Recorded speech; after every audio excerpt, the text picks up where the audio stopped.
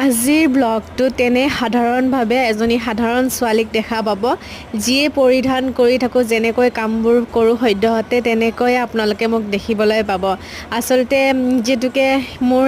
এটা নিজস্ব বৃত্তিত মই লাগি থাকোঁ সময় সুবিধা নাপাওঁ দিনটো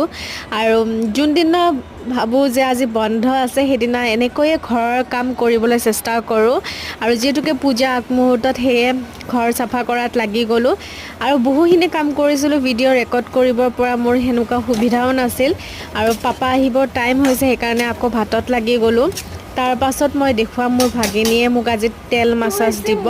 আৰু তাই এনেকৈ কিবা কিবি কৰি থাকে আৰু চাওকচোন ভিডিঅ'টো শেষলৈকে অইল মাছাজ কৰি আছে সো অ' মাই গড